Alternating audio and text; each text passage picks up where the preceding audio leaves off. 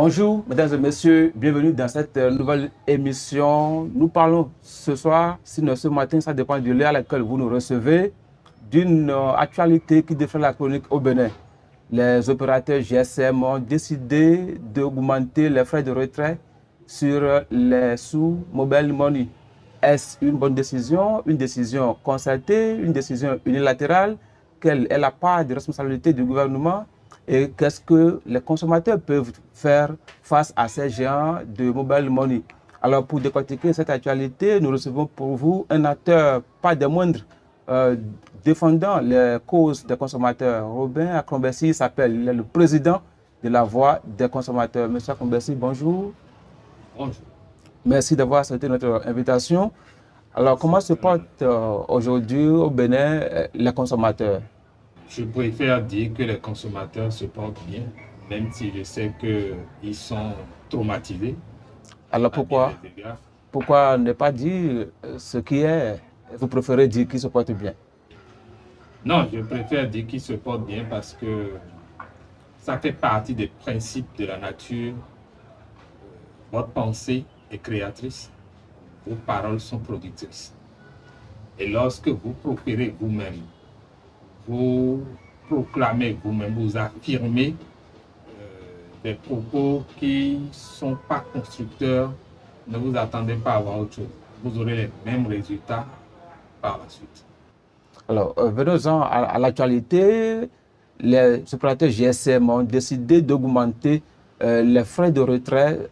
Qu'est-ce qui explique concrètement cette décision que subissent déjà les Béninois depuis quelques jours?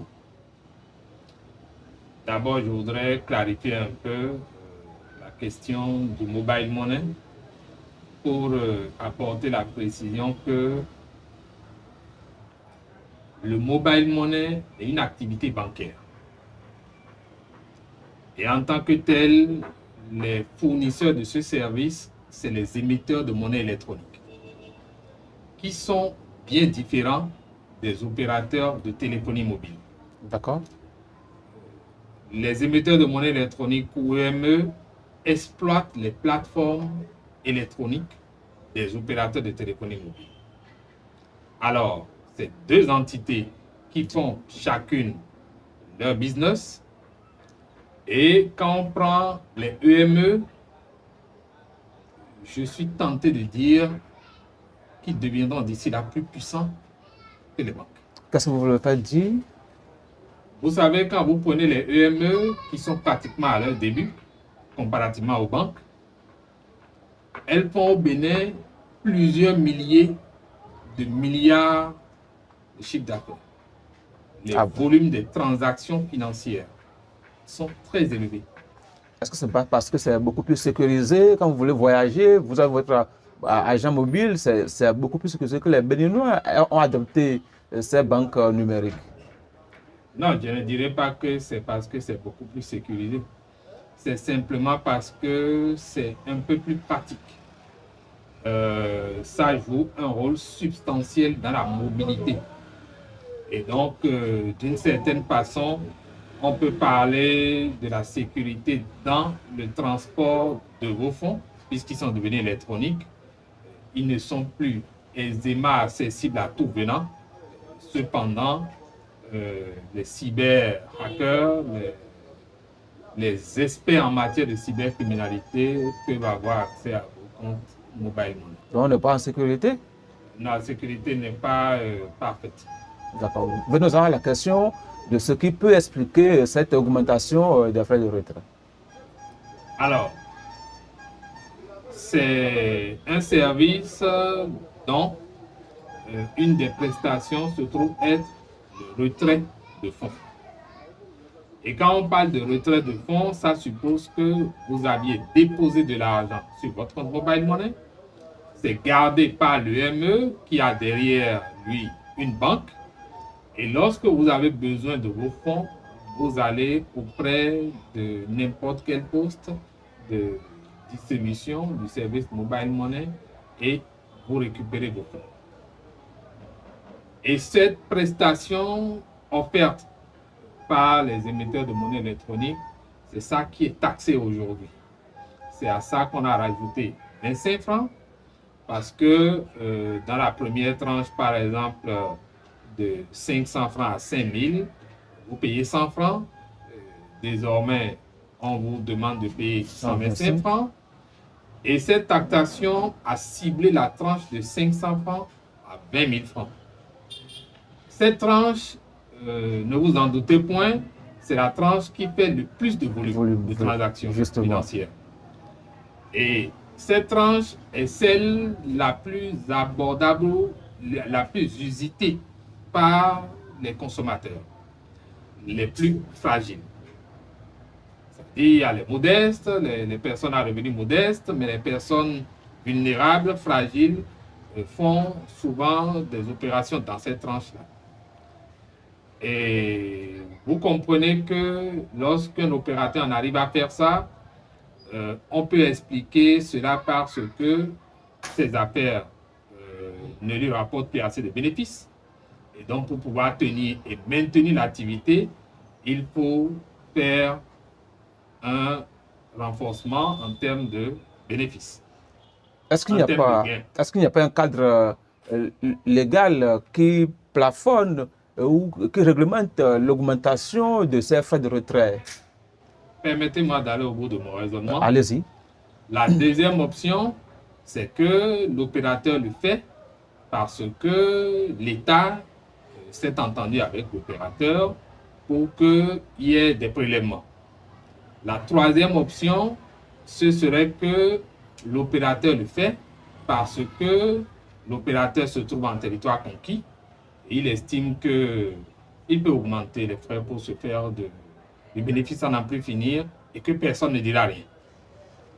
Alors, dans le cas d'espèces, si on commence par la première possibilité, c'est que ces opérateurs, ces émetteurs de monnaie électronique font des bénéfices en termes de dizaines de milliards de francs CFA. Vous avez audité leur compte? Oh, c'est connu. Et vous avez des chiffres qui existent. Et lorsque vous prenez ces bénéfices, on ne peut pas expliquer que pour un secteur dans lequel la BCEAO, la Banque centrale des États de l'Afrique de l'Ouest, est en train d'investir suffisamment pour qu'on atteigne l'inclusion financière dans les 8 pays de l'UEMOA, et bien qu'on puisse commencer par mettre une pression financière sur les consommateurs, sur les usagers, de manière à les décourager.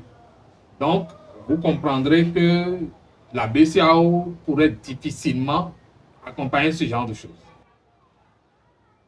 Si on prend la deuxième option, si je résume la première, c'est que rien ne justifie qu'avec les bénéfices qui se font, qu'ils veuillent se dire qu'il faut augmenter pour raison de gain.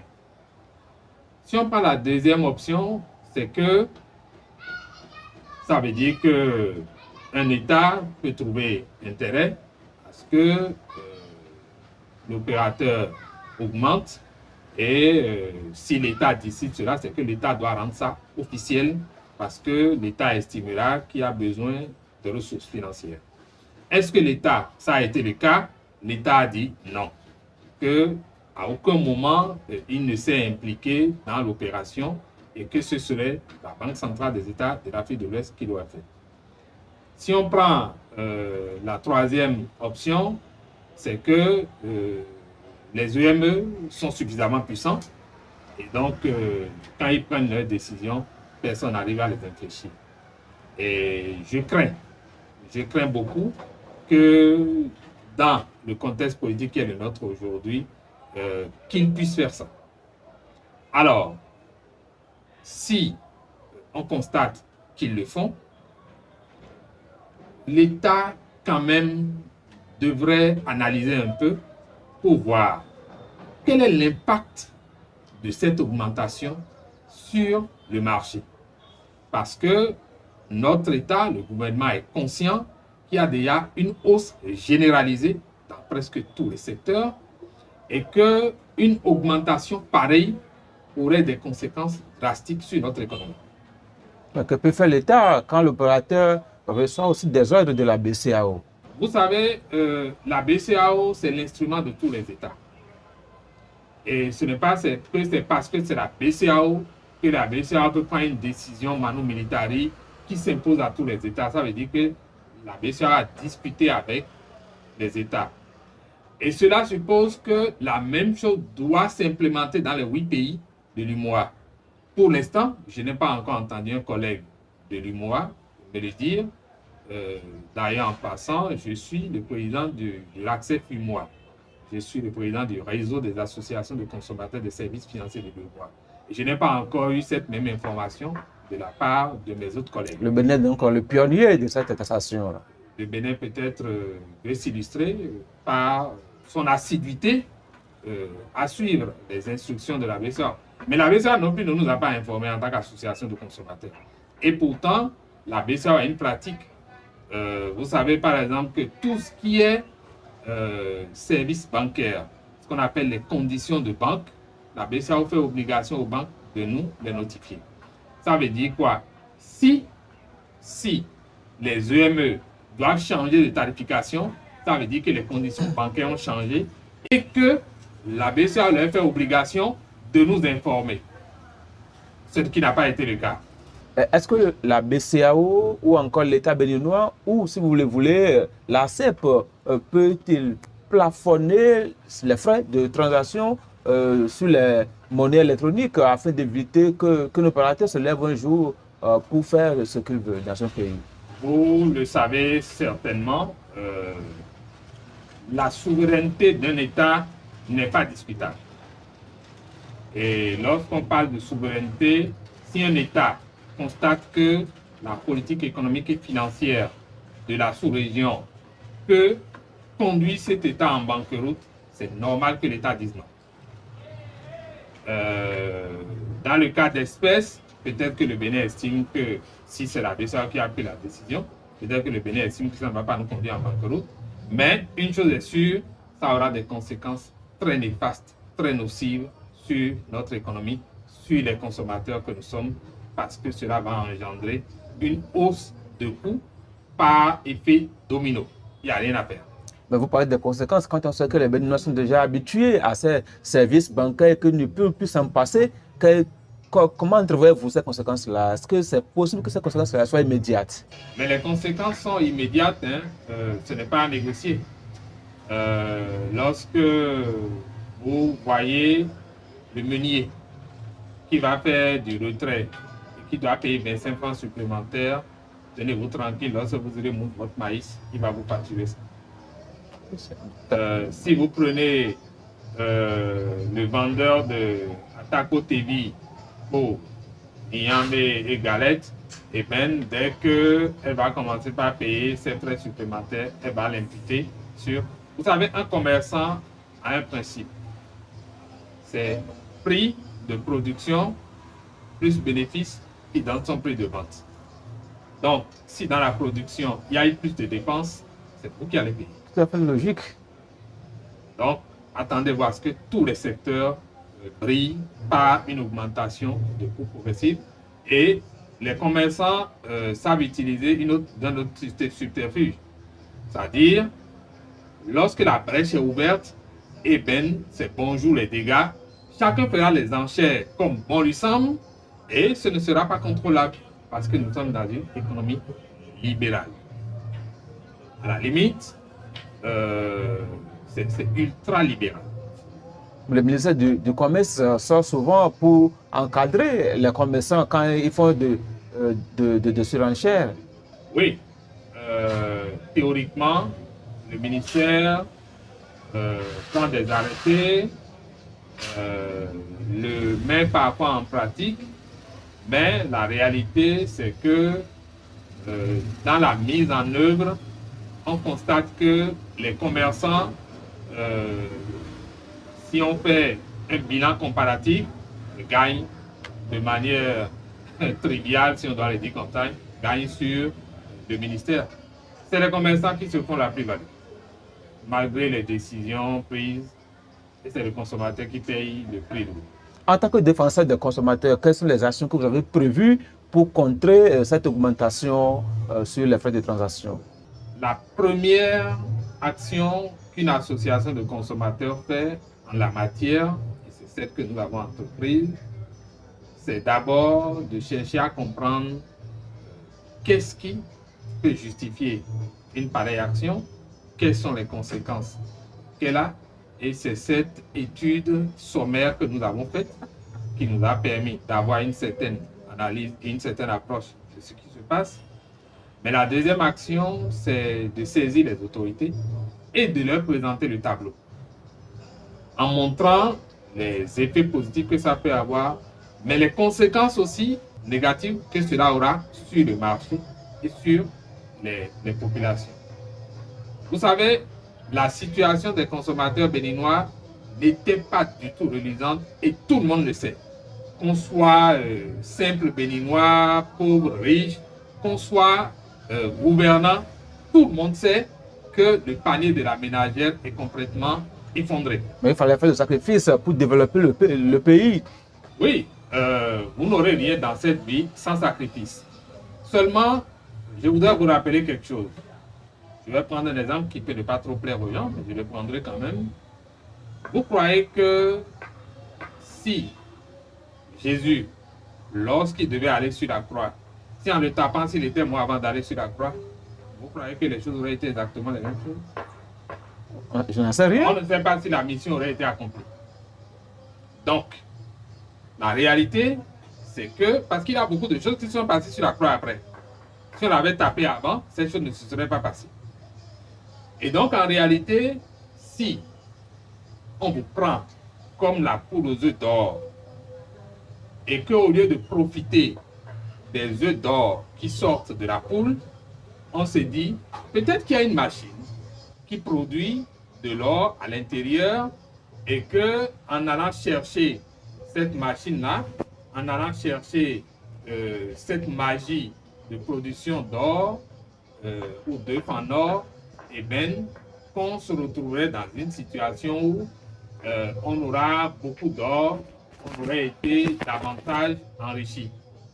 Mais, ce faisant, c'est que on perd de vue que lorsqu'on tue la poule aux œufs d'or pour l'éventrer et voir ce qu'il y a dedans, c'est qu'on peut se retrouver avec la possibilité que vous ne puissiez plus avoir des œufs en or. Et en économie, ça ne rate pas. C'est linéaire. Qu'est-ce que vous voulez dire par cette anecdote-là? C'est-à-dire que si on continue de mettre la pression sur la poche du consommateur, de mettre la pression au point de déséquilibrer complètement le consommateur, pour ne pas dire le dézinguer, notre économie va tomber. Vous imaginez que quand on parle de la relance de l'économie, ça passe par la relance de la consommation. Mais si tous les jours, je me retrouve avec des difficultés financières, vous savez, le consommateur a un réflexe, le réflexe de la déconsommation. Quand je vois que l'avenir n'augure pas de quelque chose de lumineux, eh bien, je me dis, le minimum que j'ai, je le sécurise. Parce que je ne sais pas ce qui va se passer demain. Et quand je sécurise ce que j'ai, c'est que je n'investis plus dans la consommation. Si je n'investis plus dans la consommation, les magasins vont commencer par fermer les uns à la suite des autres parce qu'ils ne font plus de chiffre d'affaires. Vous savez qu'ils sont très nombreux. Et s'ils ne font plus de chiffre d'affaires, la bonne dame va déposer le tablier. Beaucoup de boutiques vont mettre la clé sous le paillasson.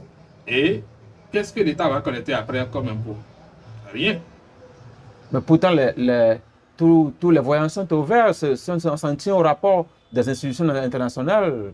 Nous, on respecte les institutions internationales, on respecte leurs chiffres, mais nous, on s'en tient à la réalité. Vous savez, je ne suis pas un rêveur. Je m'en tiens à ce qui est réaliste, ce qui est réel, que je parle. Si je vois le nombre de personnes aujourd'hui qui se plaignent, qui vivent dans des conditions difficiles, lorsque je vais dans les hôpitaux et je sais que les gens ont du mal à se soigner, que le taux de mortalité au Bénin s'est accru, je ne sais pas si dans leurs évaluations, ces institutions tiennent compte de ces réalités. C'est une réalité avec laquelle nous vivons. Lorsque tout le monde se plaint et que vous allez au marché et que la bonne dame a la main toujours au menton, ça c'est connu de tout le monde. Eh bien, je ne sais pas par quelle alchimie une institution financière peut venir dire que la bourse de la vendeuse se porte très bien. L'économie globale du pays peut être très, très bonne. C'est-à-dire qu'il y a beaucoup d'argent qui rentre dans le pays. La dissémination des ressources financières d'un pays, ça passe par la fluidité.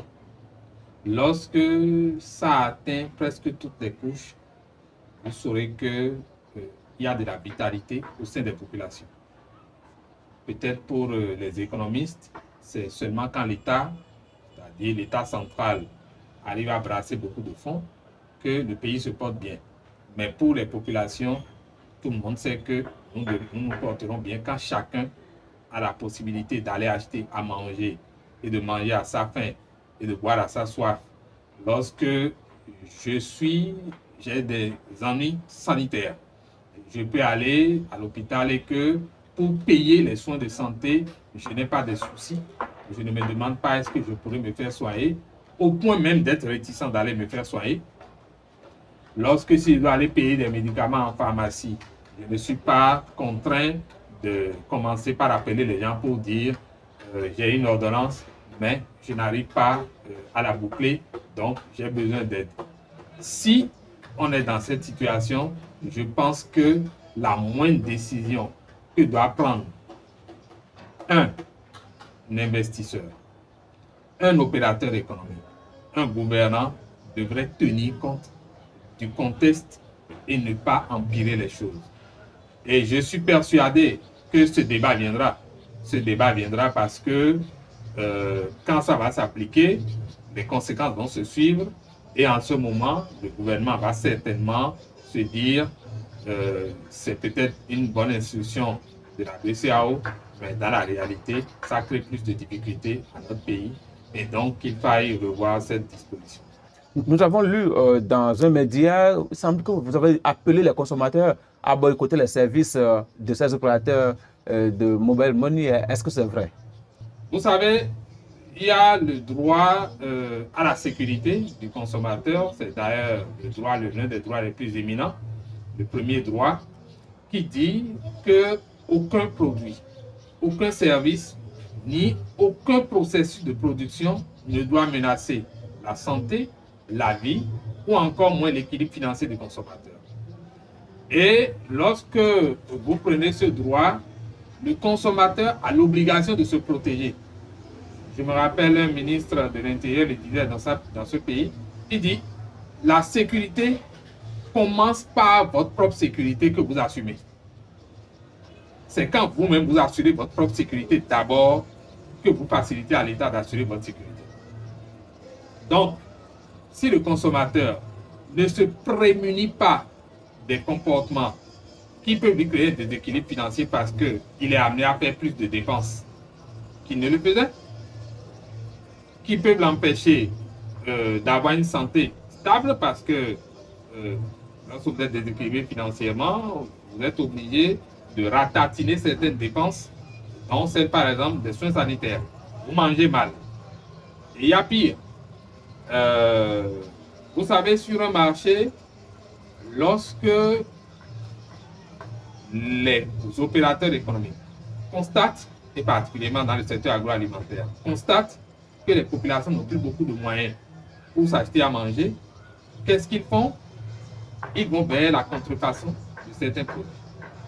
Ils vont vers la mise sur le marché de denrées agroalimentaires impropres à la consommation humaine, qui leur revient moins cher en termes de production ou de mise à disposition et qui finalement est bien apprécié par le consommateur parce qu'il estime que ça lui revient moins cher. Donc, les gens vont se ruer vers ce type de produits impropres à la consommation humaine et ils vont se rendre malades et ils n'auront pas les moyens pour se soigner. Donc, tout ça, le consommateur prenant conscience de cela se dit, je mets un frein à toute action qui me crée des déséquilibres. Et le premier frein, c'est de boycotter par exemple la bonne femme qui vend du taco de coco et qui va nous rendre malades dans le quartier. Plus personne ne va vers elle. Si vous êtes vendeur de fer à béton et que votre fer à béton il n'est pas sécurisé pour notre immeuble, pourquoi il viendrait acheter chez vous? Quand il sait que le fer à béton que vous vendez, je vais l'acheter à coût onéreux et que je vais construire une maison qui va finir par s'écrouler. lorsque vous êtes fournisseur de services financiers mobiles et que je constate que le service que vous me fournissez, c'est moi qui ai déposé mon argent chez vous, vous faites du business avec ça. Donc, vous faites la plus-value. Mais lorsque je dois récupérer cet argent, vous taxez davantage le retrait de cet argent. Un peu comme je ne suis pas content que tu viennes prendre ton argent. Mais dans ces conditions, la loi vous donne la liberté de boycotter le produit. C'est-à-dire que vous n'allez pas vers le produit. Et quand c'est comme ça, c'est libre à chacun de boycotter le produit. Et si vous êtes commerçant et que vos clients commencent par boycotter vos produits, vous comprenez tout de suite la leçon marketing. Parce que le vrai patron, c'est le client. Ce n'est pas le président de l'entreprise. C'est lui le patron parce qu'il peut licencier tout le monde, de l'employé le plus simple du planton jusqu'au président de l'entreprise. Et à partir du moment quand l'entreprise prend conscience de cela, l'entreprise choisit simplement de mettre les produits à disposition à ceci. Est-ce que vous pensez que cet appel aura un coût favorable au sein de la population quand on sait que, vous l'avez dit à l'entame de cette émission, que c'est pratique, ces transactions financières? Vous savez, j'ai coutume de dire qu'il y a quelque chose que j'apprécie beaucoup chez le président Patrice Talon. C'est le président qui a dit ici, oui, j'ai de la fierté, j'ai de la dignité. Et si vous êtes un humain et que vous n'avez pas un peu ça, ça veut dire que vous avez un problème. Ah oui? Ah oui. Les fonds disent, et non, on a dit que c'est-à-dire, on vous sert une part ou un mets accompagné de la bonne viande et vous dites merci, je déplie. Pourquoi? C'est pour montrer que vous n'êtes pas un indigent. C'est pour montrer que vous avez conscience de ce qu'il vous faut et que vous prenez votre décision en toute connaissance de cause. Je ne peux pas être conscient que le service que je sollicite, je donne des outils, des armes à mon fournisseur pour me fragiliser davantage. Et je vais continuer d'aller chez celui-là. C'est-à-dire, il y a un minimum de mise en branle de la jugeote que nous devons déclencher pour apprécier la situation et nous dire est-ce que ce service continue de valoir la peine. Et vous savez, il y a le droit au choix. C'est un autre droit prééminent du consommateur, ce qui fait que l'État, à travers le ministère du Commerce, permet à ce qu'il y ait plusieurs fournisseurs du même service. Et lorsque vous sollicitez un fournisseur, c'est vous qui avez déposé votre argent chez un EMF, personne ne vous a contraint. Est-ce que quelqu'un peut vous contraindre d'aller récupérer votre argent et d'en faire ce que vous voulez? Personne. Donc, la chose la plus simple, c'est de pouvoir s'imposer aux fournisseurs. Les consommateurs doivent comprendre que le boycottage est une arme absolue qui fait fléchir n'importe quel opérateur économique. Et si vous ne savez pas l'utiliser, bon, ça veut dire que vous choisissez de subir. Monsieur Akonbesi, nous sommes au terme de cet entretien. Si vous avez des recommandations à faire aux autorités de ce pays, que leur diriez-vous? Si j'ai des recommandations à faire à nos gouvernants, je voudrais vous dire, chers gouvernants, avec toute la considération du rang et grade, que un pays, comme ça se dit en fond, c'est taux. Taux qui veut signifier assembler. C'est-à-dire qu'il faut faire un assemblage bien intelligent pour pouvoir construire un pays. Et donc, lorsque vos citoyens, vos concitoyens, vos administrés se plaignent de ce qu'une piqûre fait mal ou qu'un médicament est trop amer.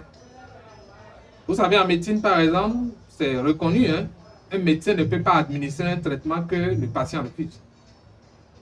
Donc, chers gouvernants, je vous invite, avec toute l'humilité requise, pour vous dire, écoutez vos concitoyens consommateurs. La pilule là est difficile à avaler. Celle de la hausse des coûts des frais de retrait, et à cet égard, en tenir compte, surtout dans une période sensible comme celle dans laquelle nous sommes en train de baigner, ce serait à tout votre avantage parce que le consommateur, le citoyen, ne manque pas d'être reconnaissant au gouvernant qui est sensible à ces problèmes. Merci à vous d'avoir prêté oreille attentive à nos questions et d'avoir prêté aussi de votre temps pour pouvoir répondre à nos questions, pour éclairer davantage les populations sur cette question de hausse des frais de retrait. Merci à vous aussi de nous avoir suivis et à la prochaine.